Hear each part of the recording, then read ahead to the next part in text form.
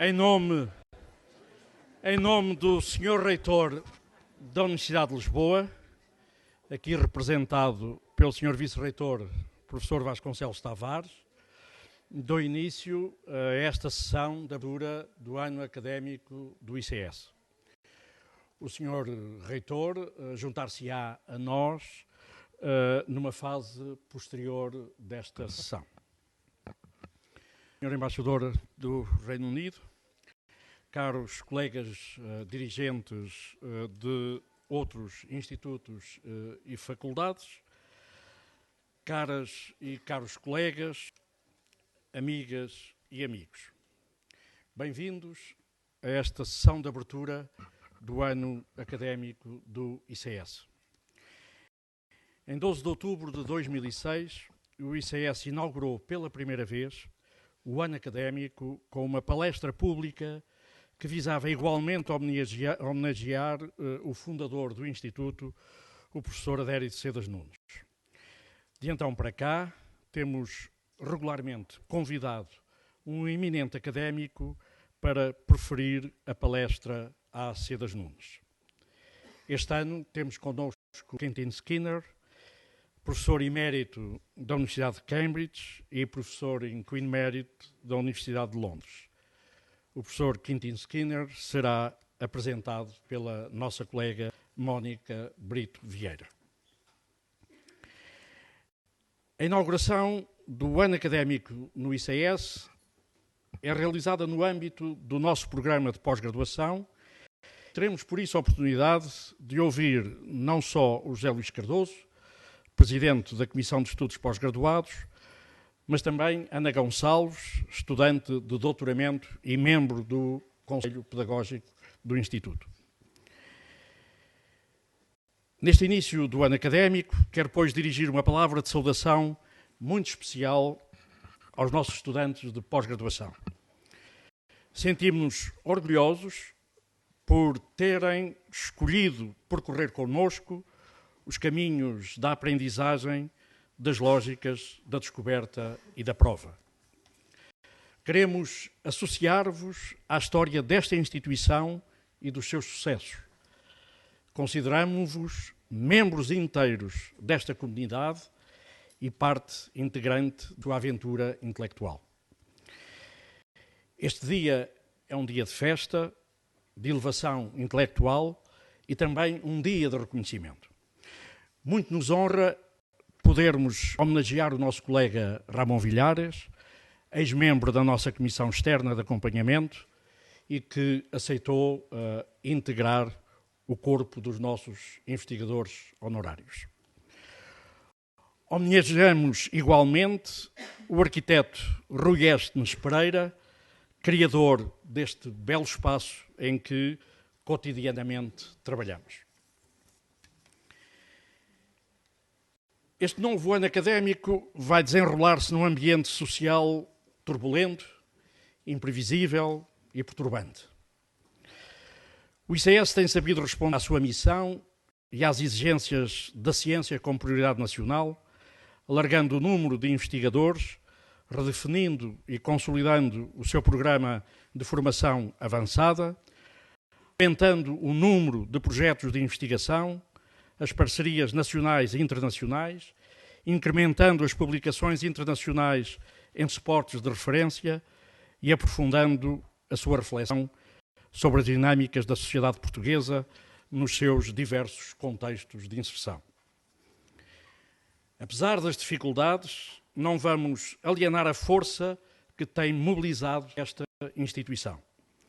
Nem vamos reduzir a energia, entusiasmo, competência e produtividade que avaliações externas sucessivas têm justamente reconhecido. Pelo contrário, vamos prosseguir o trajeto aberto pelo Gabinete de Investigações Sociais, cuja fundação, há 50 anos, celebraremos em 2012. O GIS-ICS é um projeto que continua vivo, que alargamos, redefinimos e a que demos mais futuro. A celebração dos 50 anos do GIS-ICS envolverá várias iniciativas de que destacamos, no plano interno, o segundo encontro sobre a investigação no ICS e, no plano externo, a Conferência ICS 2012, que será dedicada às ciências sociais e à sociedade portuguesa. Várias outras iniciativas terão lugar ao longo do ano, sob a coordenação do nosso colega José Rolo, entre as quais uma emissão pelos CTTs de uma série de selos que celebrará o trajeto do GIS ao ICS. Apesar de todas as dificuldades que o ensino superior e a investigação estão a viver e que se vão agravar dramaticamente, não nos desviaremos da nossa missão como centro de pesquisa e escola doutoral em Ciências Sociais, no quadro da Universidade de Lisboa e em articulação com os dois outros laboratórios associados da nossa Universidade. E quero terminar com uma citação da diária de Sedas Nunes sobre o ICS e o seu projeto. Vimos porque queremos o saber e também porque queremos mais justiça. Mas não queremos o saber apenas para que possa haver mais justiça. Dar gosto ao gosto de saber também é de justiça. Muito obrigado.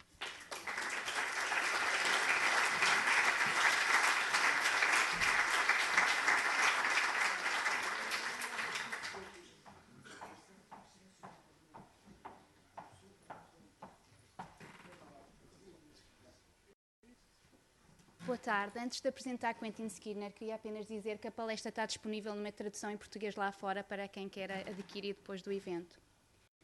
No ano de 2003, a Faculdade de História da Universidade de Cambridge organizou uma conferência para assinalar os 25 anos das fundações do pensamento político moderno, a primeira monografia de Quentin Skinner e, na avaliação de muitos, uma das obras maiores da segunda metade do século XX.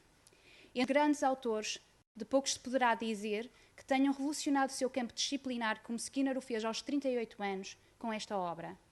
Depois dela, a forma de fazermos história intelectual e os termos em que pensamos o político ficaram profundamente transformados e transformados para todo sempre. Mas voltemos à Conferência de Cambridge e às palavras nela preferidas por um dos mais proeminentes ex-alunos de Skinner, atualmente professor de Teoria Política e História do Pensamento Político em Harvard, e cito: "Penso que aquilo que de mais importante os alunos de Skinner aprenderam com ele, mesmo antes de apreenderem quaisquer ideias em particular, ou ainda antes de perceberem o alcance dos seus conselhos metodológicos, foi como se vive uma vida intelectual, audaz e corajosa. Reportando-me aos meus tempos de licenciatura, recordo-me do clima de enorme excitação que rodeava as aulas de Skinner em Cambridge, nos anos de 67 e 68, aulas que formariam a base, como mais tarde viríamos a saber, das fundações do pensamento político moderno. Era com total deslumbramento que víamos a forma como aquela figura frágil, apresentando-se semanalmente perante nós no pódio, nos ensinava que não devíamos ser diferentes para com ninguém no desenvolvimento das nossas ideias, que tudo o que importava era a elegância e o vigor que elas eram defendidas." Fim de citação. O mais extraordinário, todavia, é que 40 anos depois, enquanto doutorando em Cambridge, eu ouviria as palavras de Richard Tuck da boca de toda uma nova geração de alunos. Alunos de todos os departamentos, das humanidades às ciências ditas duras, que afluíam, a passo apressado, a salas e anfiteatros invariavelmente cheios, como este hoje, aliás, para assistir às suas aulas, conferências e palestras. Nelas encontrando momentos únicos, em que a erudição, a clareza argumentativa, a argúcia e a eterna jovialidade de Skinner eram colocadas ao serviço das ideias e do que elas podem fazer para abalar a forma, por vezes, demasiado estreita, como compreendemos os limites e as possibilidades da nossa condição política. Professor, como gosta de dizer, por primeiríssima vocação, orador versado nas mesmas artes da retórica cujo significado político estuda, intelectual combativo, mas não proselitista, combinando o rigor metodológico com um forte sentido de missão cívica, Quentin Skinner é a figura cimeira da chamada Escola de Cambridge para o estudo do pensamento político, sendo Cambridge também a universidade em que lecionou durante 30 anos, primeiro como regente da cadeira de Ciência Política, depois como Regius Professor de História Moderna, posição de que transitou para Queen Mary, em que exerce funções como Barbara Beaumont Professor of the Humanities hoje. Quando falamos da Escola de Cambridge para o estudo do pensamento político, falamos, na verdade, de um grupo saudavelmente heterogéneo e não menos saudavelmente discordante de jovens historiadores, baseados ou formados na Universidade de Cambridge, que no discurso da década de 60 e 70 refundaram o estudo da história do pensamento político através de uma série de escritos metodológicos cujos ecos ainda hoje se fazem sentir nos e para além dos departamentos de história das melhores universidades de todo o mundo. Deste grupo faziam parte John Pocock e John Donne, autores de O Momento Maquiavélico e de O Pensamento Político de John Locke, respectivamente. Para muitos, porém, a Escola de Cambridge é sinónimo de Quentin Skinner. E não por acaso. Quentin Skinner foi, entre os 3 pais fundadores da chamada Escola de Cambridge, que mais sistematicamente articulou a sua metodologia e também aquele que mais influência viria a exercer através dela. Fazendo da escrita uma arma singularmente poderosa, Skinner insurgiu-se quer contra o textualismo, quer contra o contextualismo social, as duas abordagens aos textos clássicos da filosofia política dominantes à altura, insistindo ser tão errado abordar esses textos repositórios de uma sabedoria intemporal, desenvolvida em resposta a questões supostamente perenes ou transhistóricas, quanto assumir que a explicação causal esgota o nosso entendimento da ação do autor de um texto. Para Skinner, o ato de escrever, e aliás o ato de falar, é um ato eminentemente político. E entender um texto de pensamento político pressupõe, antes de tudo mais, perceber o seu significado e a sua intenção. Coisas que não são prévias, mas inerentes à própria ação linguística, isto é, àquilo que o autor estava a fazer ou a tentar fazer com aquele texto quando o apresentou a público. Parte crítica do trabalho do historiador é, por conseguinte, reconstruir o contexto linguístico em que o texto foi escrito e em que as elocuções do autor assumem o seu significado, colocando para tal em diálogo com um conjunto vasto de outros escritos, maiores ou ditos menores, a que o texto queria falar. O que é que o autor quis dizer quando escreveu este texto? A quem se dirigiam os seus argumentos e porquê? Estava ele a desenvolver um argumento reconhecido à altura ou a atacar as convenções do seu tempo? Estaria ele a ser irónico? O que é que nos podem dizer os seus silêncios? Eis algumas das questões que informam o trabalho exegético de Skinner. Este final de tarde, Quentin Skinner propõe-se traçar uma genealogia do Estado moderno naquilo que poderia ser facilmente categorizado como um exercício de história conceitual, centrado num dos mais importantes conceitos através dos quais as coletividades humanas se constituem e organizam. Importa, porém, salientar que as tradicionais histórias de conceitos, que alienam os dos contextos e os realinham, numa nova e fantasiosa história da sua própria invenção, Skinner contrapõe as suas histórias, no plural, dos usos a que os conceitos foram sendo submetidos em argumentação e dos vocabulários desenvolvidos para esse efeito. Mas Quentin Skinner é mais do que o autor que revolucionou a história das ideias, com uma nova forma de conceber a natureza da interpretação e da explicação históricas, que nos fez ganhar distância crítica relativamente aos conceitos de Estado, de liberdade e outros, que mais comumente, se não mesmo hegemonicamente, utilizamos para fazer sentido do lugar onde estamos e criar as posições que desejamos ocupar de futuro. Em Quentin Skinner temos um dos mais importantes historiadores da atualidade, vencedor em 2006 do Prémio Balzan, o equivalente ao Prémio Nobel na área das ciências humanas, pelo impacto disciplinar dos muitos livros que publicou. Cada um deles essencial, cada um deles vigorosamente argumentado, cada um deles produto de uma investigação longa e meticulosa, e renunciando ao jargão académico, das opacidades de modas passageiras, a favor de uma escrita transparente que convoca o leitor a assumir o lugar de parceiro de raciocínio. Pela mão de Quentin Skinner redescobrimos as múltiplas linguagens em que o pensamento político da época moderna foi sendo construído, bem como um Maquiavel, um Hobbes ou, mais recentemente, um Shakespeare que, afinal, sem sabermos, desconhecíamos. Ou toda uma tradição de republicanismo cívico relegada para segundo plano e que outros, inspirados em Skinner, tentam agora articular como uma filosofia política viável para o momento presente. E digo que Skinner é mais do que tudo isto, porque para mim Skinner é e será sempre o professor, que apesar do seu ateísmo, confesso, se recolhe religiosamente ao seu gabinete 1 hora antes de cada aula, para que os 45 minutos que se seguem retenham a originalidade e a irreverência, dignas de um pensamento que se abre generosamente aos outros e recusa qualquer grilhão. So, without further delay, it is my great pleasure to give the floor to Professor Quentin Skinner.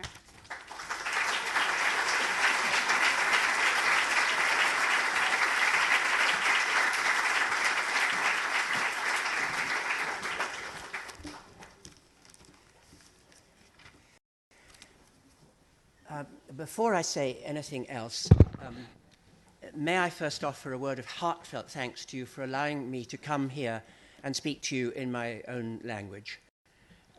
This is an extraordinary privilege, and it's one that Anglophones above all, I think, nowadays must never take for granted.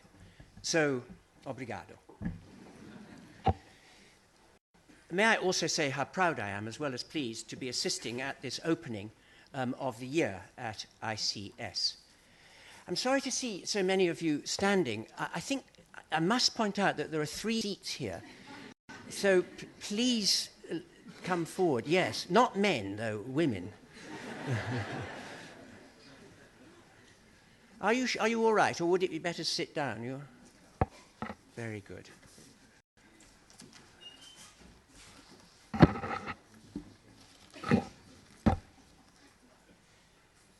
Before I get going, I want to offer, as briefly as possible, 3 arguments which are purely of a methodological nature.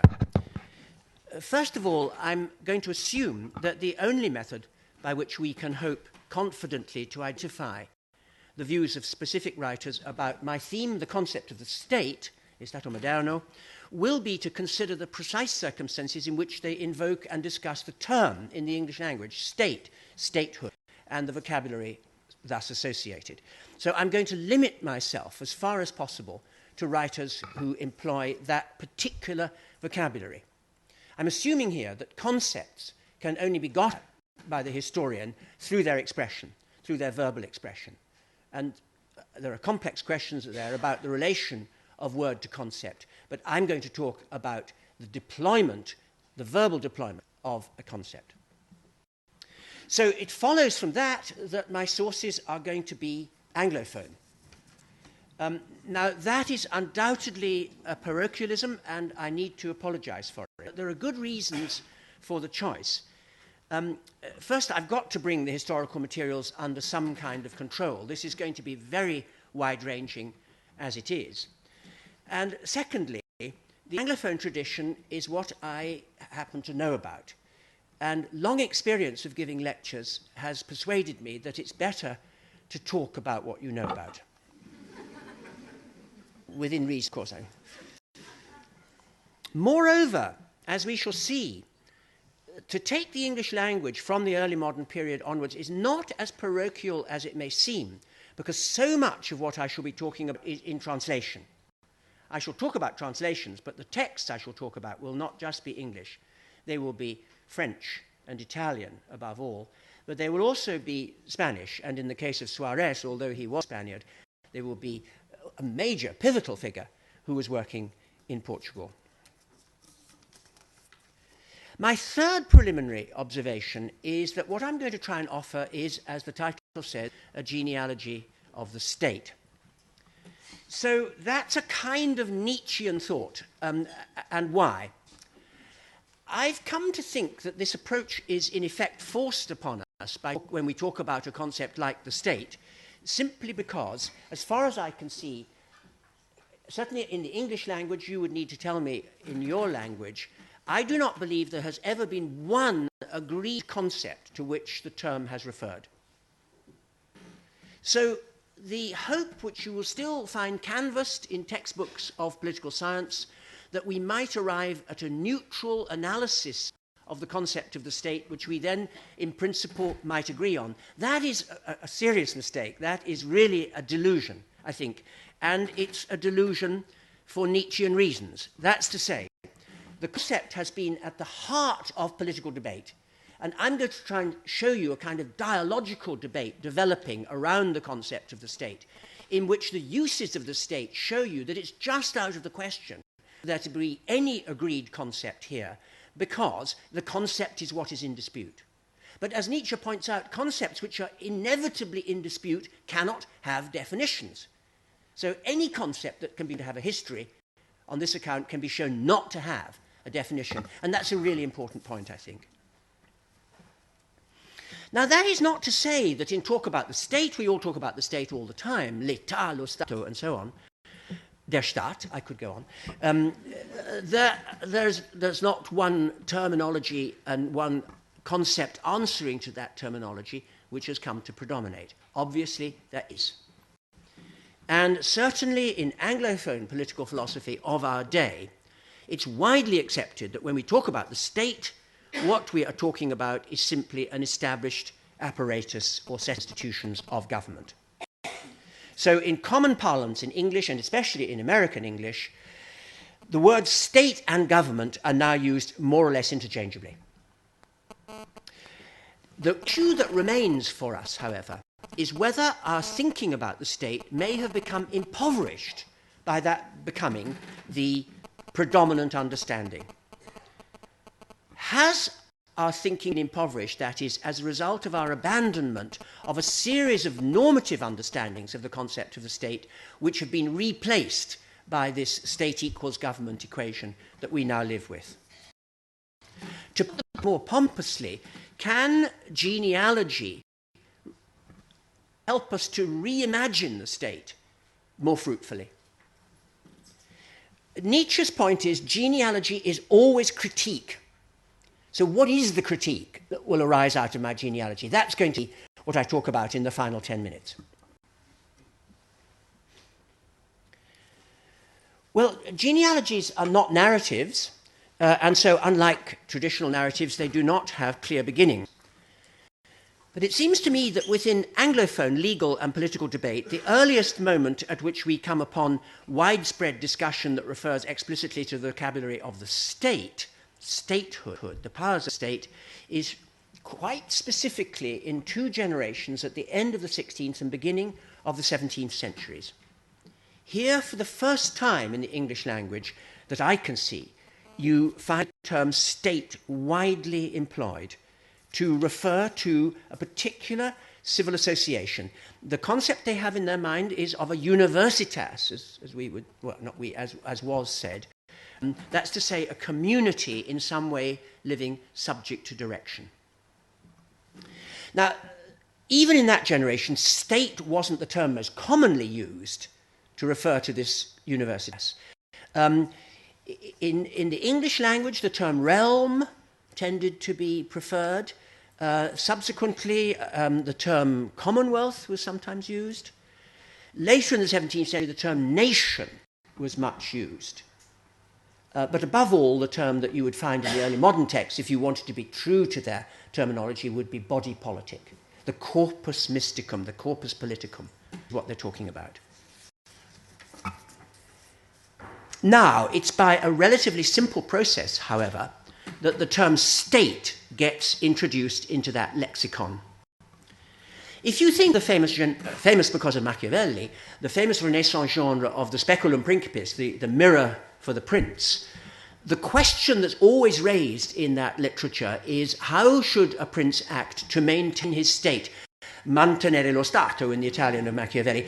State there meaning, of course, the Italian Stato referring directly to the Latin status. That's to say, your status as a prince. How should I remain in the status of a prince? The standing, as we would say in modern English. Now, it was generally agreed that one of the things you have to do if you're going to maintain your standing as a prince is to avoid losing your sense of the need to promote the welfare of the people.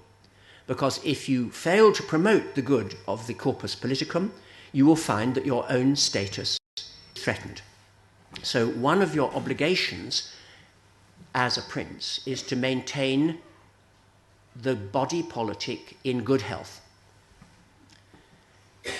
And it's at that juncture and in connection with that idea that this underlying body, the body politic, comes to be referred to as the state. Because what is said is that if, as a prince, you want to maintain your state, your status, what you're going to have to be sure to maintain is the state of your people.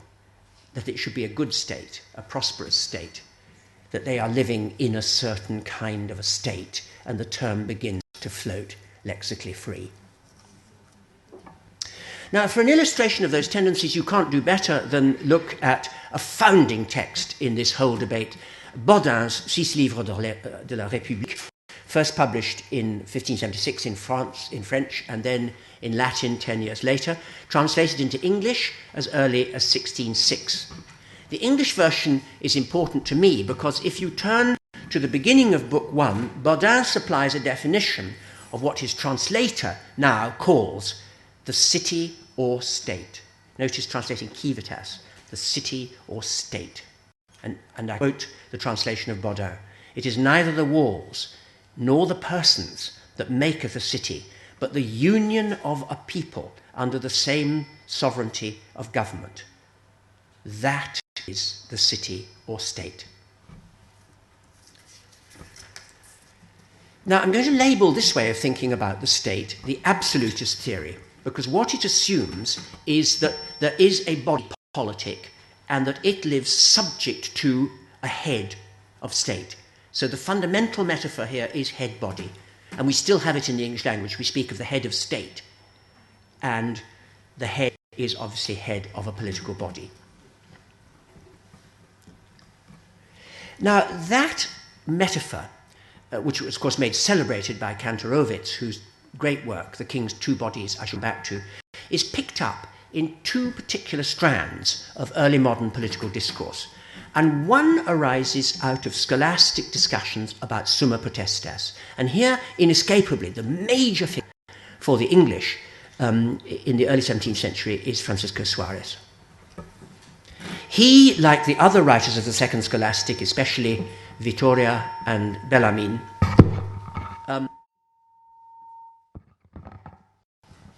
had allowed that the universitas of the people is the original bearer of supreme power, while insisting that the act of contracting to government, submitting to power, is what Suarez calls in his Latin quasi-alienatio. It's like giving away a piece of property. It was yours, your rights were to have suprema potestas, but in establishing what I'm calling the state, you lose that power. And that gets Englished as a talk about the state in the many followers of Suarez, whom you find in early 17th century England, the most famous being a figure called Matthew Kellenson, the right and jurisdiction of the prince. I quote, "As soon as the people make choice of a king, they subject themselves to an absolute ruler who now exercises supreme power," he's just translating Suarez, super potestas, "over the body of the state." So there it is.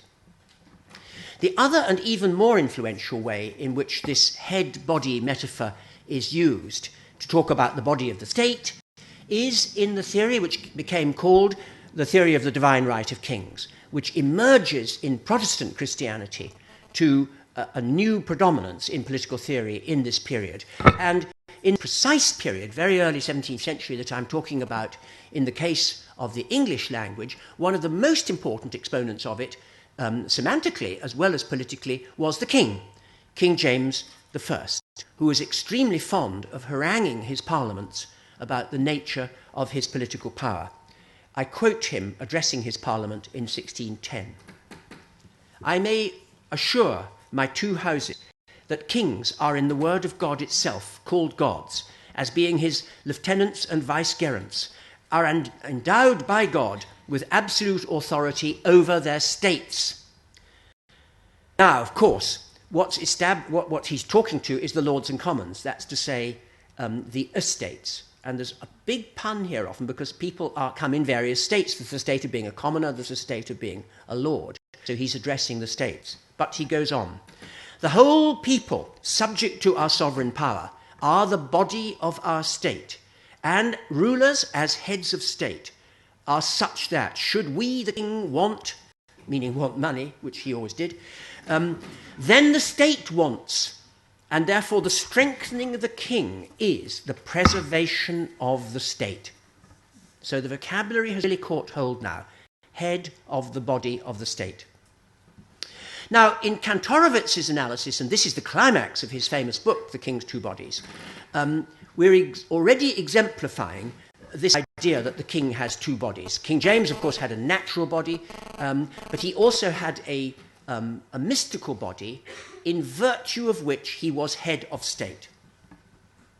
And that is what James is expressing, that as head of a corpus mysticum, a corpus politicum, he has a body which is the head of another body.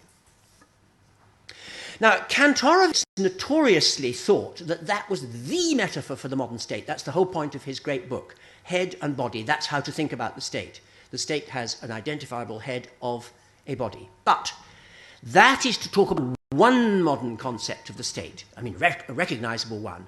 But although Kantorowicz has a tremendously strong grip on one view and what became a predominant view, what I next want to observe is that in this early modern period, this understanding, this head-body metaphor, is challenged and supplemented by two contrasting traditions of thought, which I now want to move on to. First, there begins to emerge what you can only call a populist theory of the state by contrast with what I've called the absolutist theory of the state. Absolutist meaning head-body. Populists agree that when we speak about the state, we're referring to a civic union, a body of people united under government, but they repudiate this head-body metaphor. It's equally possible, they want to say, for sovereignty to be possessed by the union of the people themselves, so that if you ask who is the sovereign, it's not some person separate from the body of the people. It is the body of the people. And so these writers use the term state not to refer to a community subject to a head, but to refer to the body of the people as the owners of sovereign power. Well, who speaks in these terms? You need to focus on three convergent traditions in this early modern, late 16th, early 17th century period. First, a group of writers whom are best thought of as political anatomists. These are writers who travel Europe. They examine large numbers of different kinds of polities that they find. And, the most celebrated of them is Giovanni Botero in his text, which was translated into English as early as 1601, as the most famous kingdoms and commonwealths. Now, what these writers notice is that in Europe there are many kingdoms. Polities are kingdoms more often than not, but there are also what he calls, in translation, commonwealths. That's to say, communities in which there is no head of a body because the people rule themselves. They are republics. And the great example was Venice, which of course being celebrated by Botero. Now, these are instances of states, but they tend to be called, as they are by Botero in translation, popular states, as opposed to ordinary states. That's to say, states in which the people are the sovereign. So there's one strand of writing.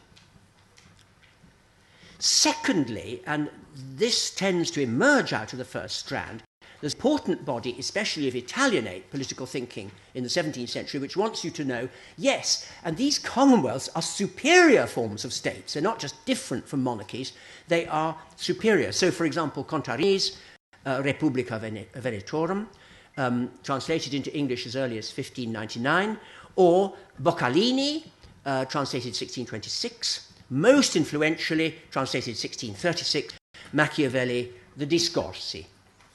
Now, what these have in common is a view about what preference you should have about forms of political association, which depend on a particular understanding of the kind of freedom that you are looking for as a subject. You subject yourself to power, but you wish to remain a free citizen, not a slave. Now, according to the Digest of Roman Law, which echoes beneath all of these Italian texts, of course, what it is to be a free citizen as opposed to a slave, what it is to be a liber homo as opposed to be a servus, is for you to be, as they said, sui juris. That's to say, not subject to the jurisdiction of anyone else. That is, in turn, to say, an independent person. But if you live under any form of polity in which there is a head of state who has discretionary powers, shall we say prerogative powers, then to that extent you are subject to their will, dependent upon their will, so not independent. Moreover, in the Roman law, to be dependent on the will of another, in potestate, as the law says, is the definition of a slave. So what emerges from this tradition of thought, very strong in Machiavelli's Discorsi, is if you live under a monarchy, you are a slave. You can be a citizen only in a republic. And so, in the vocabulary of the time, these polities, these republics, were called not merely states, but, by contrast with monarchy, free states. the revival of the Roman Republican idea of the civitas libera, the free state, which, of course, in Rome must be a republic. Thirdly, I need to take note of a more general line of attack on the absolutist theory that begins to emerge in the same period, and this derives from really radical Calvinist political writings against Catholic churches which, in alliance with the state, are trying to liquidate them, and drawing on what was admittedly a minority of the schoolmen who had argued, contrary to what Suarez was to insist, that the power of the people cannot be alienated. It is a property of yourself. The idea of having property in your person, if you put us all together, that property would be sovereignty, and that cannot be alienated. So there you have an absolutely clear notion that sovereigns are delegates and that we, the people, have the populace has summa potestas. Now, that third strand becomes extremely important in Anglophone political theory because it is what is taken up in the English civil wars of the 1640s against the crown. And the most important writer of that period against the crown, most important parliamentarian writer, was someone, no reason you should have heard of him, called Henry Parker, who brings that scholastic doctrine of popular sovereignty into English political thought. I quote his observations, written just at the outbreak of the civil wars in 1642. We live in the body of a state, and the question be, how is political power disposed between crown and state? Power cannot be held by the royalists, as the royalists are claiming, by the king as head of state.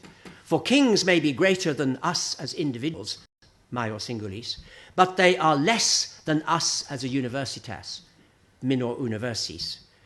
The power and standing of we the people as a universitas is the power of the state. So there's the populist theory, by contrast with the absolutism.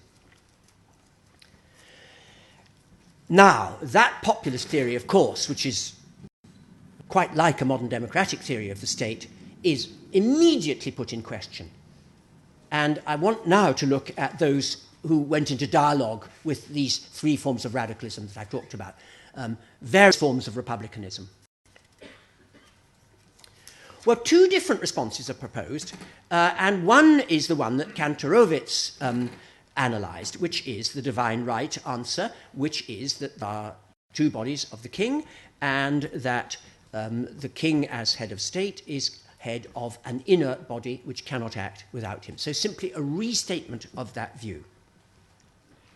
The other view, however, is unprecedented in political theory, and this is what I want to come to. This is a view that wants to conceptualize the relation of the people and the sovereign and the state in completely new terms, and the greatest exemplar of this new view is Thomas Hobbes in his Leviathan of 1651, written very much, I want to say, as a response to Parker and the parliamentarians, a royalist as well as a monarchist doctrine, written at the height of the civil wars, not over at the time when he was writing it, and it is a book about what he calls at the beginning the nature of the commonwealth or state. It is a book about the state. Leviathan is the state. So I now want to say a word about Thomas Hobbes' theory of the state, which in the Anglophone tradition is really pivotal.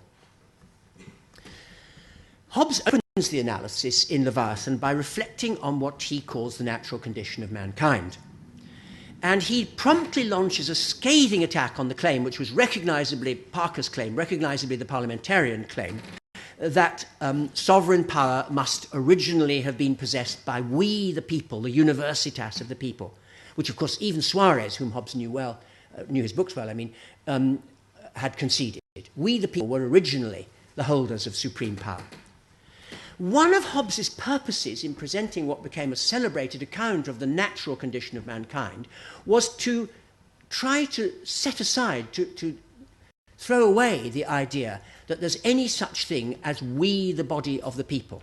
So the state of nature is always described as a state in which we are single, solitary, unsociable. There is no society.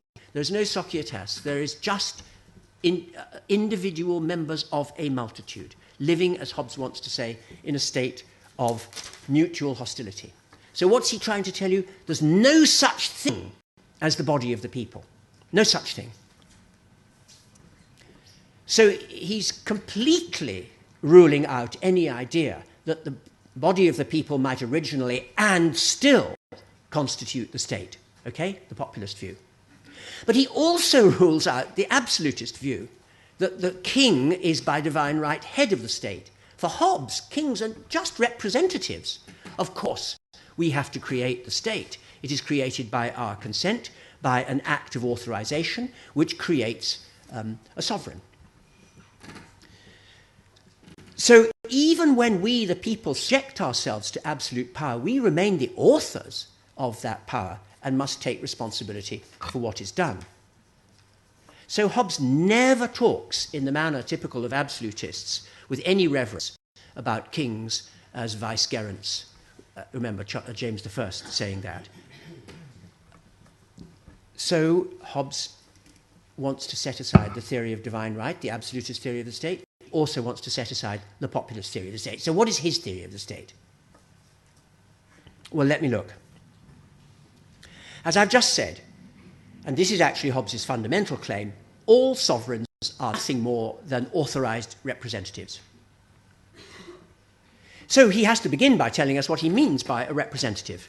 And he does so in chapter 16 of Leviathan, where he says a representative is someone who takes on what he describes as the artificial role, it's an artifice, of speaking and acting in the name of somebody else, in such a way that the words and actions of the person who is representing you are attributed to you, although spoken by the representative. So think of a court of law, and the judge says, when you're on trial, who represents you? And you say, here is my counsel. He will speak for me. He speaks in my name. And you just say to him, look, get me off. I don't know how to get me off, but you do that. And that's representation. So a sovereign is just a representative. So the question is, well, who do sovereigns represent? And to understand Hobbes's answer, you have to understand his view of the political covenant, that we make the state. So how? Well, not by we, the people, covenanting with a sovereign, which had been the radical view, the Huguenot view, the view that Parker has, so that you can depose him if he fails in his covenant, the view that John Locke was to make for the English foundational for their liberal state. It cannot be that story, because there's no such thing as the body of the people.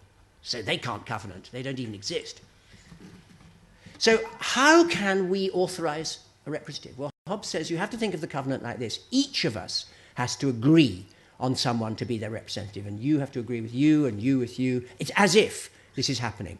So a multitude of people happen to agree, or if they don't, there will be a majority on someone who will be their representative to act in their name. Now, with that claim that that's the covenant, Hobbes arrives at his central contention, which is that when we do that, we, individual members of a multitude, authorize a sovereign, we transform our character.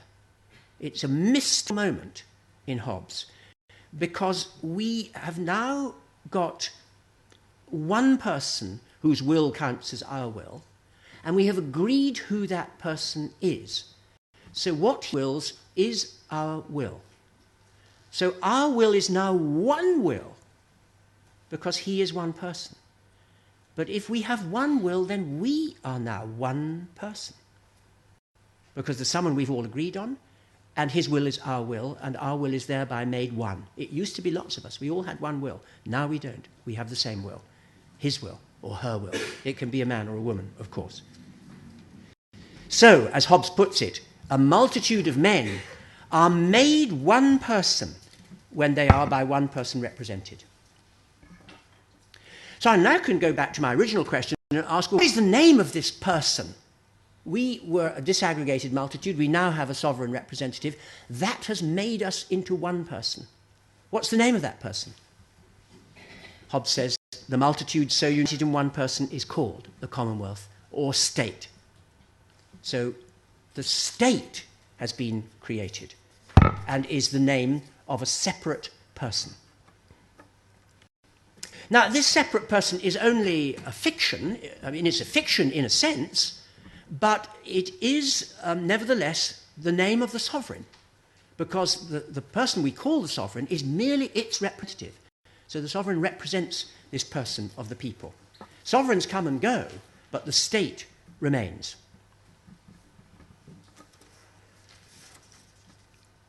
Now, this is not Kantorovic's theory, although he thinks it is, because he wants a head-body metaphor, but we've lost that. This sovereign is not head of the state. He is a representative of the state, which is a separate person. And I mean, with greatest possible respect to such a great historian, that was the crucial point that he missed. There are two completely separate theories here.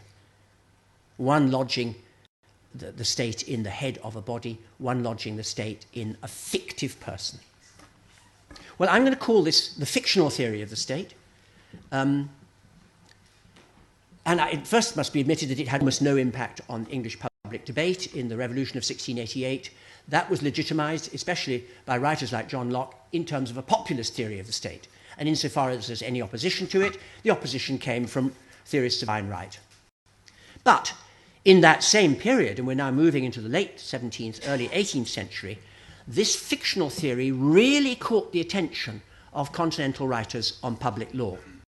And the most important of these was Samuel Pufendorf in the De Jure Naturae et Gentium of 1672, which is translated into English by 1706. And thereafter, that Pufendorfian story becomes extremely important on continental Europe, especially in the writings of Emmerich de Vattel, but also in England, and especially in the writings of the greatest of the English legal philosophers of that same period, Sir William Blackstone.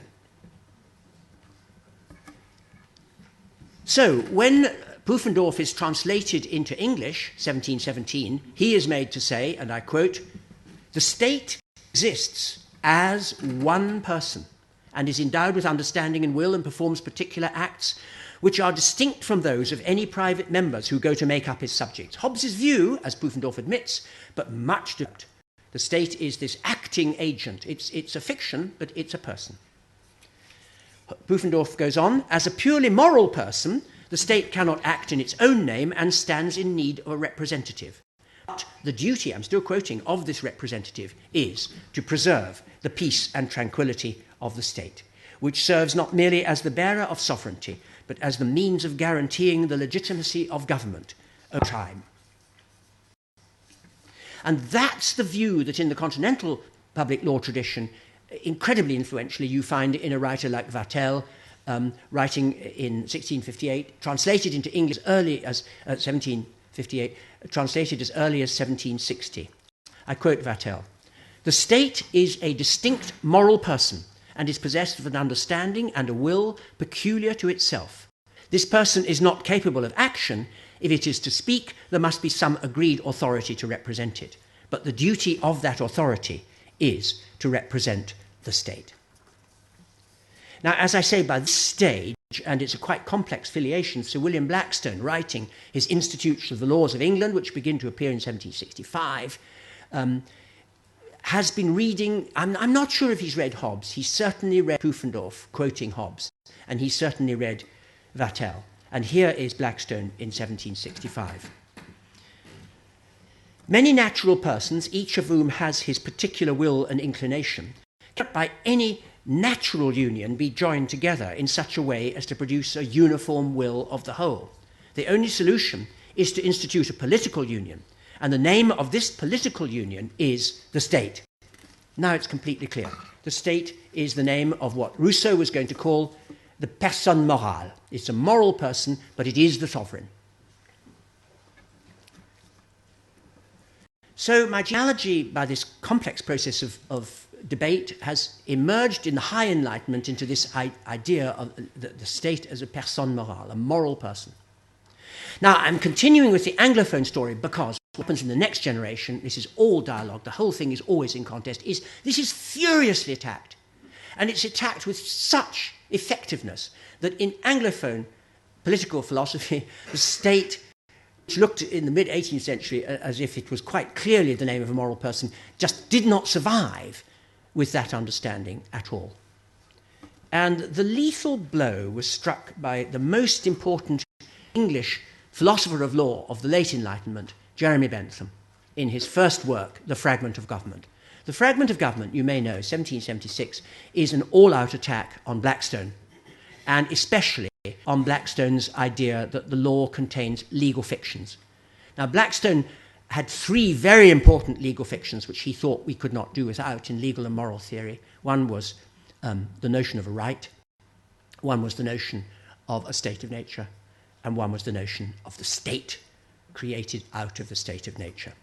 Bentham says, "The season of fiction is over.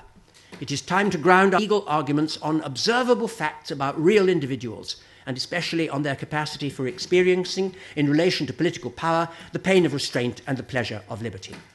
So Bentham's reaction to Blackstone's discussion of the state as the name of a moral person is to say, I quote, "These passages are not false, they are completely meaningless. A mere sequence of fictions of just kind that legal theory must avoid." Now, here is an all-out attack on the notion of a legal fiction, very, very important in Anglophone jurisprudence and the source of that extreme empiricism that has marked Anglo-American jurisprudence, really ever since. And it's certainly true that if you look into the next generations, we're talking now in English political philosophy, the rise of classical utilitarianism, you will look absolutely in vain for any discussion of the concept of the state, because it's a fiction which has no place. And if you ask, yes, what are we talking about when we talk about the state, they begin to give you an answer which we're very familiar with. And the most, I was going to say extreme statement, but the most familiar statement that we have of that in the utilitarian tradition is John Austin's Lectures on Jurisprudence, an absolutely canonical text of the 19th century, first published in 1832. I quote Austin, "When we speak of the state, we are merely speaking of the sovereign, not a distinct person." So there you are. The sovereign, that's to say the head of the government, or the government, is no different from the state. Henry Sidgwick, summarizing utilitarian tradition a generation later, I quote again, "When we speak of the state, we cannot mean anything other than an apparatus of government empowered to command the exclusive allegiance of those living under it." I'm sorry to say that Sidgwick was the holder of the chair I held at Cambridge before me. We didn't allow that sort of talk when I was at Cambridge. But there we are. This talk about the state is nothing except talking about institutions of government. What else could it be? It's just talking about the institutions of government. Now, it's true that in very late 19th century England, a moment of extreme reaction set in against this with the reception of Hegelian arguments about the character of the Reichsstaat in English political philosophy, Hegel's discussion of the personality of the state, an extremely Hobbesian discussion, by the way, which, of course, he's getting through German public law, through Pufendorf and through Weil, and through that whole tradition that leads through Kant. I'm not talking about that this evening, but there's no doubt that Hegelian story replicates a kind of Hobbesian story, except that in the major writers, the major Hegelian writers of the late 19th century in England, writers like Bernard Bosanquet in his book called The Metaphysical Theory of the State, what was it called? The Philosophical Theory of the State, 1899, the distinction that they wish to introduce is to say that where Hobbes was completely right, Bosanquet says, about the state, except that it's not the name of a fictional person, it's the name of a real person. It is an actual person. It must be a person because it acts, it's an agent, it represents, it has a memory, and what more do you want to count as a real person? So there's the Hegelian idea of the state, not a persona ficta, but a real person.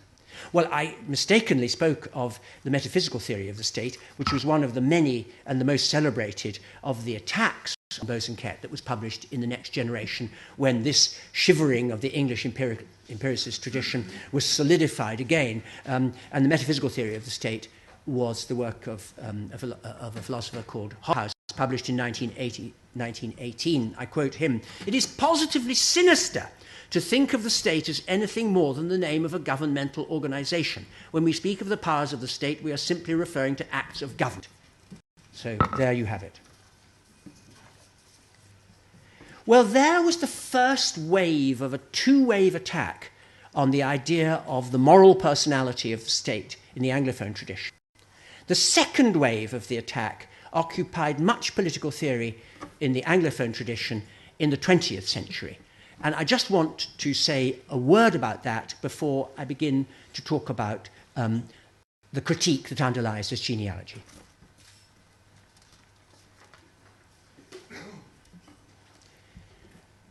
One way of thinking about state theory in Anglophone philosophy in the 20th century would be to see it as an increasing skepticism that there was anything to be said about states.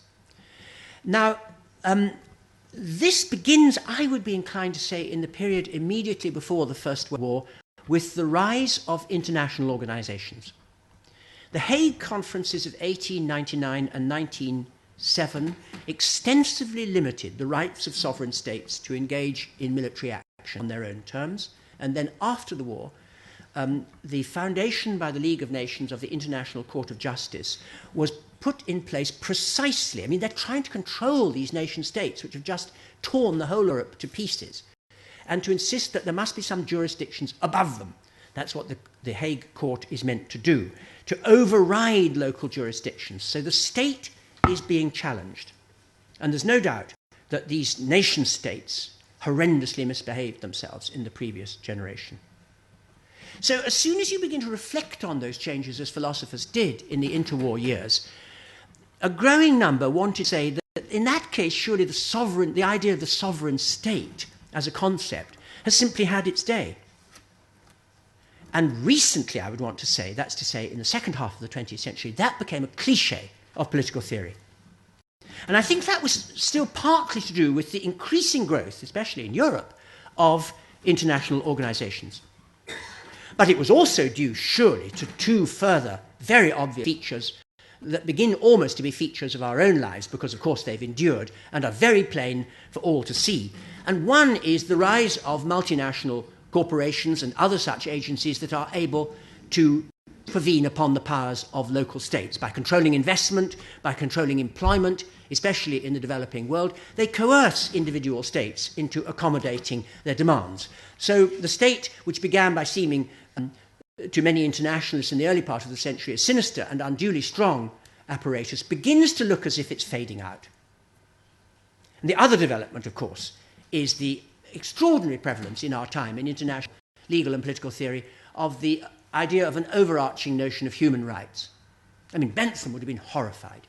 Human rights, what could that be? There's another fiction. But we all live by that fiction now. We even have something called the European Court of Human Rights. And that was established with express authority to override the judgments of individual states if they violated the Convention on Human Rights, which has now been with us since 1950. So if you look at the last part of the 20th century and the political theory of that period, most commentators were convinced that individual states were in terms of decline, and therefore that the state as a concept had really lost much interest for us. Richard Falk, one of the greatest writers on international relations theory of the last generation in English, I quote, says of the state is now shrinking, it is retreating, it is fading into the shadows, and the concept has lost any theoretical significance. Or Frank Ankerschmidt, recently, this is 2009, says, now for the first time we are able to conclude, for the first time in more than half a millennium, that the state is on the way out. Well, that brings the genealogy down to the present, and as I say, I want to end, and I think I have 3 more minutes, is that right? Yeah, I will manage, don't worry. To draw the moral of the tale, that's not a very Nietzschean way of putting it, but if that was genealogy, where's the critique? Well, I'm very struck that in the face of this extraordinarily complex and I think very rich intellectual set of traditions that we've inherited, what have we ended up with? We've ended up with a completely reductionist view that the state is just the name of local governments, and local governments are of increasingly less and less importance in a globalized world. We have very little to say about it. Well, I think, and this is the relationship of genealogy to critique, that if you think of the genealogy, this is sure a very unsatisfactory outcome for legal and political theory to have reached. And surely, I mean, I hope this is not contentious, but it is very contentious in legal theory. There has been an excessive eagerness to announce the death of the state. The world's individual leading states are still the principal actors on the international stage. I mean, how can that be doubted? There is something now, which is a fruit of neoconservatism of America of the last 2 decades, something called liberal interventionism, which purports to use the overarching concept of a human right to undermine or take away the sovereign powers of individual states whom that particular state doesn't like the look of, as happened with the United States in 2003. But I predict that the ideal of humanitarian intervention will not be used against major sovereign states. I mean, if you were now to decide that America was an imperialist tyranny and deserved to be invaded for that reason, you would not, I promise you, you would not get far. If you would decide the same was true of China because of its, don't even think of it, that's just not going to work. States are the items. Furthermore, within their own territories, states have become much more aggressive of late. They patrol their borders. They put up fences, which they don't like to call walls. America is spending a fortune putting up a big fence. They also conduct an unparalleled degree of surveillance over their individual citizens, greatest of all, my own country. They've also become highly interventionist, thank goodness, because in the face of collapsing banking systems, who turned out to be the lender of last resort? The state. Not some super-state, but each individual state. And of course that is the problem for the European Union. There are only individual states. That union cannot impose, because it doesn't tax. Meanwhile, what do states do? Well, they print money, incredible amounts of it. Nobody else prints money, not legally. They impose taxes, they enforce contracts, they engage in wars, they put errant citizens in prison, they legislate with an unparalleled degree of complexity. Nobody except states does all of those things. There's no agency you can name except individual states that do all of those things. What is this stuff about the state has fallen into the shadows and is no longer an entity worth thinking about? I mean, what world are these people living in? Well, they're living in America, as a matter of fact, but suppose you agree, you'd have to be insane or American not to agree, that the unit that we live in is the state. Even if we're in the European Union, and that, of course, is the agony for the Union. It's not a state, but it has to be able to behave like one. That is the current problem. Okay, final question. Is this reductionist view of the state, that it's just the name of our apparatus of government, is that the view of the state that we want? Is that the best we can do? Has anything been lost with the total abandonment of the normative theories of the state that I spent most of this lecture talking about? Well, I think, on the one hand, there's no future for the divine right of kings that I can see, even in England, though we come very close. It's terrible now, they're sort of young and getting married and things like that. I mean, republicanism is the only rational course, but it's not popular. However, if you set Great Britain aside, as Europe constantly does, then no divine right. What about the populist theory of the state? Well, the idea that the state just is the people doesn't work. We don't live in democracies, we live in representative governments, and we have to put up with that fact. Units get very large. They're all far too large for that to be a plausible way of thinking about the state. It's a Marxist way of thinking about the state, but that's not the strongest part of Marxism. How about the notion that the state is the name of a distinct person? Now, that is a view which I think should never have been set aside. So I'm carried right back to Benthamism and to the terrible damage that thinking about public power suffered at the hands of the predominant utilitarianism of English language political philosophy. You have to just remind yourselves, and here I'm going to end, with why the proponents of what I call the fictional theory were anxious to mark a categorical distinction between the apparatus of government on the one hand and the person of the state on the other. Exactly what utilitarianism collapsed. One reason, remember Pufendorf, what was he saying? I quote, "This is a means to test the legitimacy of the actions of government." It isn't a way of talking about the actions of government. It asks, do these actions serve the good of this person? Who is this person? It's. When we talk about the state, we haven't brought any new material to bear. There's no change in ontology. It's us under a different description, but it is us. And the claim would be then, if the representatives, our governments, act in ways which are clearly not for the public good, for the common interest, for the benefit of that corpus mysticum, then they are not. That was the whole point. It was the point was to give a very strong means of our exercising control over what the state, through its apparatchiks, through its apparatus, could call legitimate. There's a final point, however, which I think is even more important about the fictional theory, which is that, as I said, and I quoted Tell saying this, governments come and go, but the state remains. The state is a person who endures beyond generations. Now, why might that be very important?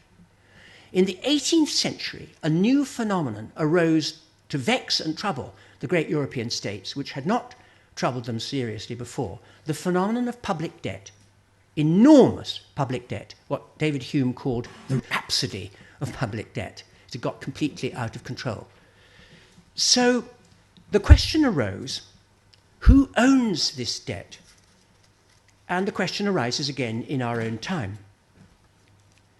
It's no use saying, well, the people own this debt. We know perfectly well the debt has now reached proportions that the living people, if you think the debt in the United States is now running at $14 million, 14 million. You can't imagine that number. Even the Chinese only own a 14th of it, and they're nervous. It's an unimaginable sum of money. The idea that the American people could pay that is ludicrous. So that doesn't work. So you could say, oh, well, it's government debt. Government debt? I mean, if Obama is not re-elected, does the debt disappear? I think not. It is not government debt, and it's not payable by any government. Who owns the debt? The only possible answer that makes any sense is the state owns the debt, by which we mean the enduring public person, such that when money is printed, it lowers rates of interest very far into the future. This is going to be far beyond our futures. There's still going to be this debt. But the person who owns the debt must be the person of the state.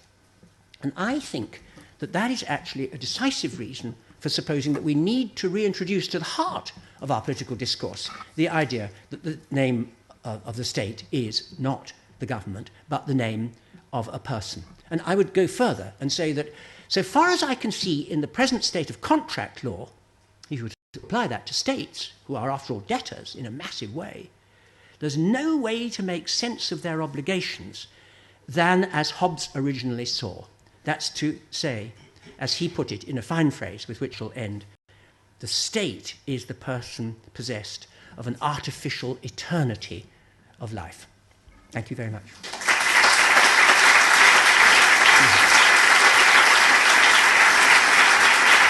Thank you very much.